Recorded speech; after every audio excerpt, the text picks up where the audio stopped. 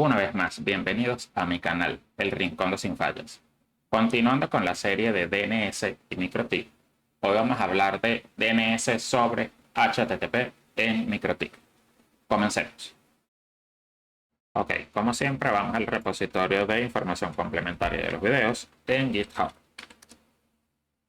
Acá está, damos clic y vamos al capítulo 8. Luego abrimos nuestro MikroTik. Yo en mi caso ya estoy conectado, así que no tengo que hacer ese paso. Según el video, tenemos que establecer la configuración del cliente NTP. En mi caso yo ya lo tengo listo. Como pueden ver, y ya está sincronizado. Así que nos vamos a saltar ese paso. ¿Por qué es importante? Porque si no tiene la hora y la fecha de manera adecuada, no podrá realizar la validación de los certificados. Por lo tanto, continuamos con el paso 2. En el paso 2 vamos a descargar los certificados. Entonces volvemos al MikroTik, abrimos un terminal, le damos botón derecho, pegar. Luego de unos segundos verán que nos aparece este resultado. Y si nos vamos a archivos, podemos ver el archivo cacert.pen.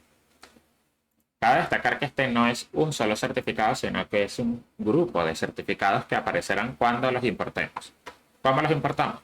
Venimos acá, seleccionamos la segunda línea, botón derecho, pegar. Y en mi caso, como ya yo tenía importados los certificados, me dice que no se importaron. Pero aquí debería decirle un número como 119 o 120 certificados.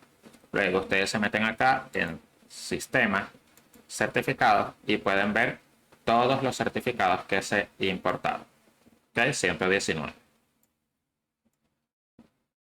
Teniendo estos certificados, ya podemos hacer peticiones HTTPS desde el MikroTik y validar que el certificado sea correcto. Teniendo entonces el certificado, debemos agregar los registros DNS. Mucha gente me pregunta de por qué hacemos esto, pero es para evitar un error de el huevo o la gallina.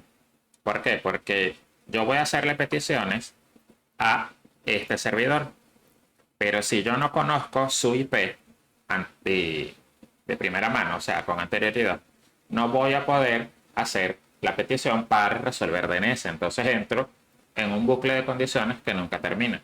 Entonces lo que hacemos con esto es decirle al MikroTik que ya él conoce de manera permanente estas 4 direcciones y que las va a utilizar para resolver cloudflare-dns.com. ¿Ok? Entonces copiamos las 4 líneas de un solo golpe. Nos vamos a nuevo terminal, botón derecho, pegar, le damos enter para aceptar la última línea. Y si nos vamos a IP DNS y nos vamos a estático, ya deberíamos de ver los 4 registros. Entonces ya por esa parte tenemos esto listo, solamente falta activar DNS. Y la activación se hace fácilmente con el siguiente comando.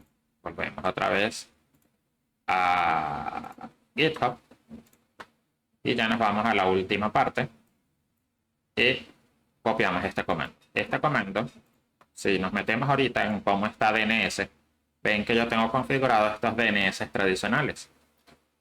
Voy a abrir el terminal, pero en este caso no lo dejo maximizado, sino que lo coloco de esta forma.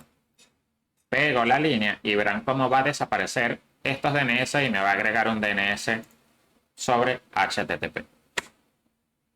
¿Ok? Ven que los DNS tradicionales desaparecieron.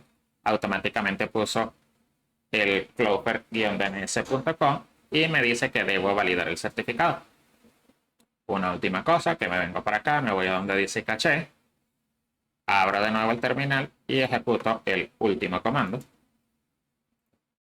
Botón derecho, pegar y vacío el caché.